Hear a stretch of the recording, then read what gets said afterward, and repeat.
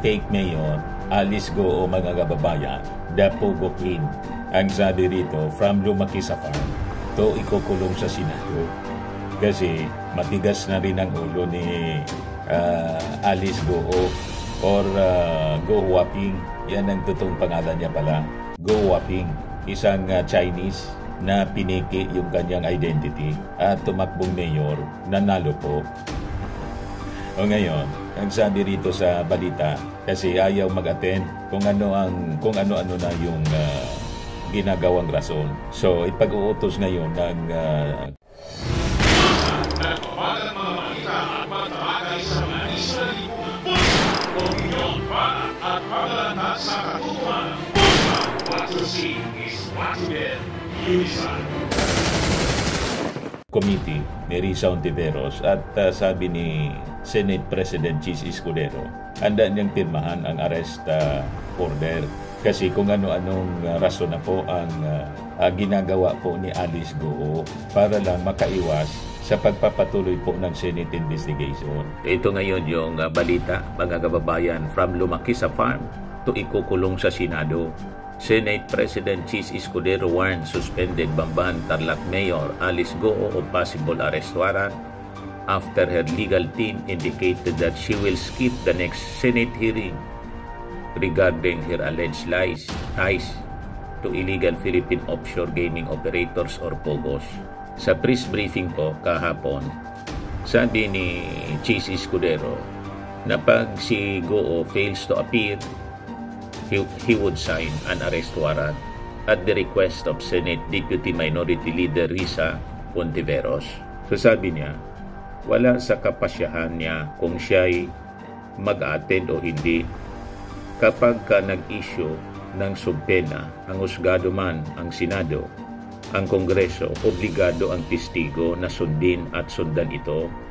So hindi ako kumakatig sa kanyang sagot o sagot ng abogado niyang desisyon nila yan at call nila yan. Hindi nila call at desisyon yan kung nag-issue na ng subpena ang committee. At kung hindi sila dadalo, nasa kamay ni Senador Risa kung siya'y magre-request ng mag-issue ng warrant of arrest para sila ay puwersahang padaluhin sa pagdinig ng Senado at pipirmahan ko ang warrant of arrest na yon pag ni-request ni Senador Risa. So, paano niya yan, Mr. Maravillas, kung mag-alapakyo?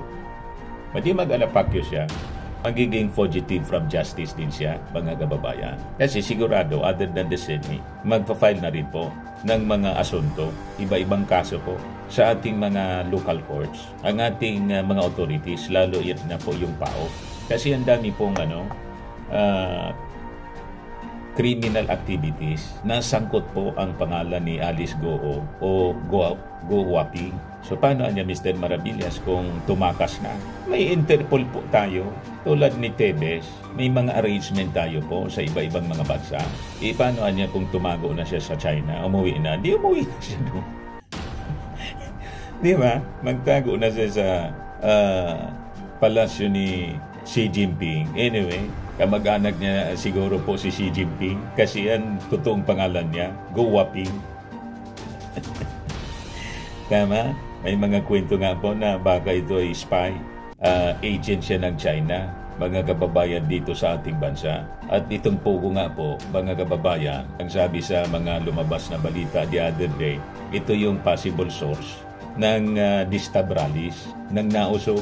O di ba? Yun yung napag-usapan natin the other day sa unang video natin, mga kababayan. So napakalalim ng operations ng Pogo po ginagamit to destabilize our government at kung ano-ano pang mga criminal activities tulad ng human trafficking at may mga torture na nangyari doon mismo sa mga Pogo Hub. So malaking sindikato po, criminal syndicate, and it's international yung connection. Kaya ganun kaseryoso ang ginagawang investigasyon po ng ating Senate at ng PAOK-TF, ng PAOK pala, hindi PAOK-TF, PAOK lang. Pero ang sabi ng kanyang legal counsel po, si Alice Goo, nandito pa daw sa Pilipinas. Ano niya, Mr. Maravillas, ang tingin mo? Nandito pa? Kaduda-duda po. Kailangan pong bantayan yung mga airports, lalo na po sa Davao. Pakita niya Mr. Maravilla sa Davao. Alam niyo na. Malapit ang Davao sa China. Ang Davao, mga kababayan, may sisterhood sa isang... Bigay sa inyo yung full story ng balitang yan. Click subscribe muna dito sa ating YouTube channel and hit the notification bell para lagi po kayong updated sa mga kaganapan dito sa ating bansa. Like and share na rin po ninyo ang ating video. At huwag na rin po ninyo na skip yung ating mga commercial ads para tuloy-tuloy lang ang pag-unlad ng Bagong Pilipinas. Sa mga nagana po ng malinis and spacious fitness gym, pumunta lang po kayo sa aming Colossal Fitness Gym. We also offer Grab Car Rental with our brand new 2023 model ng Toyota Innova. We also accept booking for those who are planning to travel via PAL, Cebu Pacific, and other airline companies, local and international, and bills payment for Meralco Bills, Aleco Bills, PLDT, etc. Ang Colossal Fitness Gym is located at 3rd floor Security Bank Building, Lanco Business Park, Legazpi City, Albay. For inquiries, look for Jilon Maravillas. Contact number 0966-802-0949.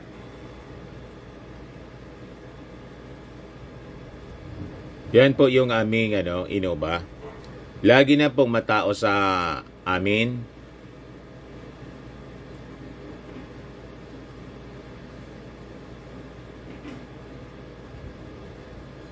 Yan po mga bagong clients namin. Napakaganda at colorful at napakalinis ng aming gym po. Pati mga foreigners po pumupunta sa amin, mga British tourist po sila dito sa Legazpi. Na-set up na rin po yung aming mga brand new gym equipment.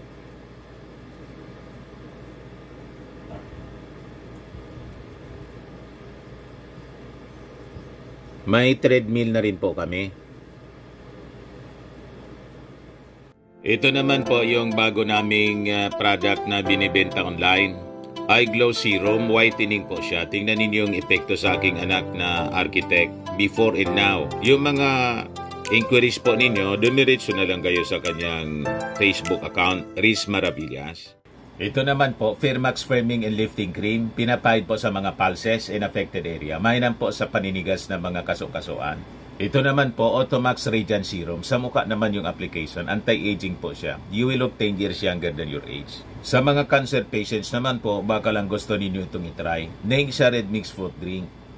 Hindi mo po siya gamot, food supplement siya. Kaya lang, gawa siya mga kababayan sa goji berry. Yung goji berry may anti-cancer properties. O ngayon, yung mga inquiries ninyo, dumiretso na lang kayo sa aming messenger sa Facebook para masagot namin agad. Ayos pa? Ayos na ayosan niya, Mr. Maravillas. Lungsod ng China, nakipag-sisterhood. So ito ngayon yung balita sa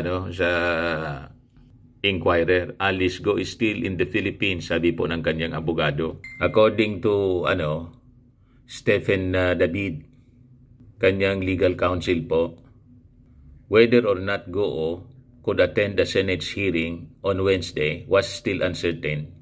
Hindi daw siya okay. Hindi sigurado kung siya makakapag-attend ngayon. So, bantayan natin mga kababayan. Sabi ni David, si Goa niya is physically and emotionally drained and that the backlash she received on social media was the reason for her possible non-attendance. Mga palusot ng ganyan mga kababayan, malamang ina-arrange na nila kung paano makatakas si Alice Go habang nakikipag-argumento sila sa kung a-attend po o hindi. Di ba? Ganyan mga strategy. Tingnan ninyo si Bantag. At saka si Tebes. Si Bantag sabi nandito pa pero hindi na nagpapakita. Ganon din si Pacquiao. Si Tebes naman nandun sa East Timor. Biglang nakalusot. Kasi siyempre, mga influential people ito. You just imagine itong si Alice Go, pure Chinese. Nagawa niyang makapag-register ng kanyang birth certificate bilang Filipino at age 13. Ginamit yung kwarta, mga kababayan. Ang daming sangkot. Kaya malalim yung ginagawang investigasyon, mga kababayan. Ang daming kasabwat siya rito. At malalaking tao. At nasa gobyerno, mga kababayan. Yung iba siguro wala na sa gobyerno. Ang nirarason po, ang daming threat daw sa kanyang buhay. Kaya nga, kailangan ninyong masecure. yan ang inyong rason. O di sumurinder na kayo sa mga authorities natin. Lalo pa na mag-seek kayo ng assistance sa ating mga authorities kung threaten yung buhay ninyo. Di ba? Lang alam natin palusot tulad ni Tebes at ni Pacquiao. Ginawa pong rason na ipapagurgur daw siya. At ang tinuturo, mga kababayan, si President Bongbong Marcos, nakipagsabotan na niya sa Amerika, sabi ni Pacquiao. Sabi nga natin, anong mapapala ng ating Pangulo makipagsabuatan sa Amerika para siya ipagurgur? Di ba? Nonsense. Malayo sa katotohanan po na paniwalaan ng mga mamamayan. Ganon din itong si Alice Goo. Kung halimbawa may mag-interest sa kanya kasi nag-engage siya sa mga illegal activities, siyempre yung mga kasabwat niya baka isuka. So, it could be, mga kababayan, credible din yung kanyang sinasabi. Pero the more na kung may threat sa kanyang buhay, dapat i-surrender na niya yung i-secure niya yung kanyang sarili sa pamamagitan po ng pakikipag-cooperate sa mga authorities. Di ba dapat ganon? Di humingi siya ng proteksyon sa ating gobyerno. Ito yung palusot mga kababayan niya. I am afraid, Alice Goo says she's constantly receiving death threats. In a letter Goo sent to Senator Risa Ontiveros' office, the embattled mayor said she is afraid that these threats could endanger her life. I have been constantly receiving death threats that I cannot simply ignore, as I am afraid that these threats may endanger my life. In this line, I humbly express my most sincere apologies for my absence and for any inconvenience this may cause the Honorable Committee. Iyon ang sabi ng sulat ni Alice Goo kay Hontiveros.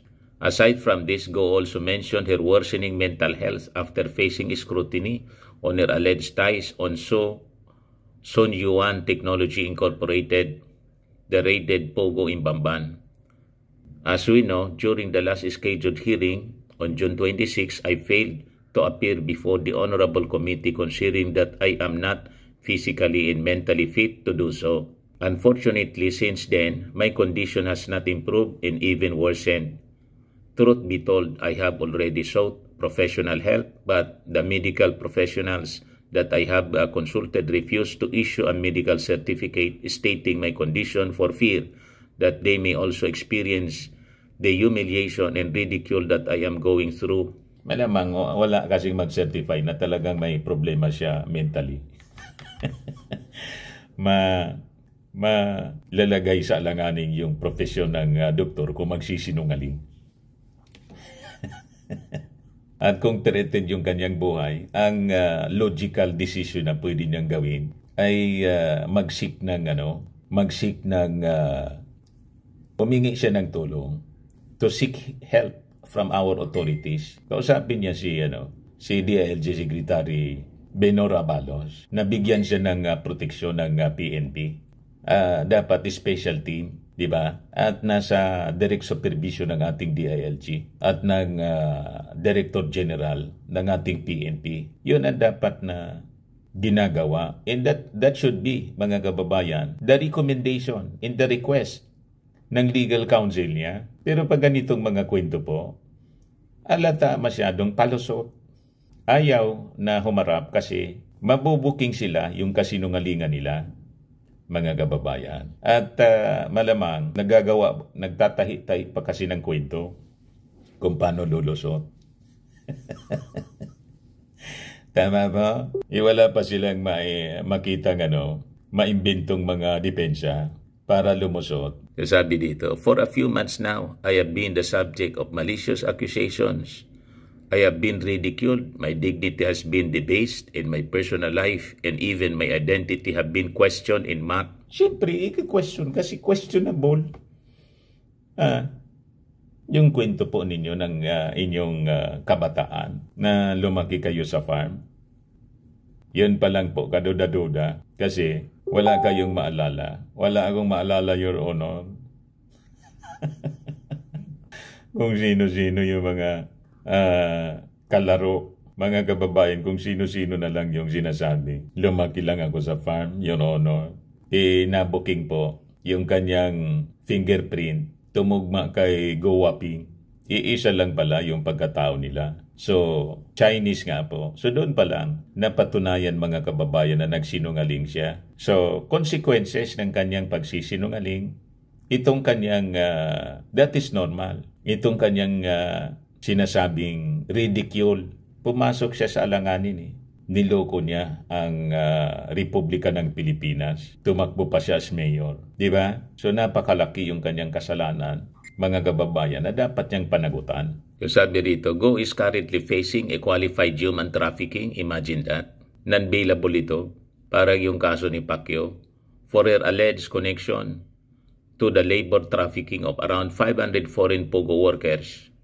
This comes after the suspension order issued by the Office of the Ombudsman against her due to complaints filed by the Department of Interior and Local Government. The agency earlier revealed troubling findings of serious illegal acts which have severe legal implications related to GOO in her alleged connection to the illegal activities in the POGO in Bamban. At pati doon sa sa mga POGO operations in the neighboring province, sa Pampanga, sa Purak, mga kababayan, may mga connection pa doon. Iisang grupo po ang involved. Ayan man lang mga kababayan yung mga developments ngayon. Ako po si Dante Maravillas. Bye-bye. God bless.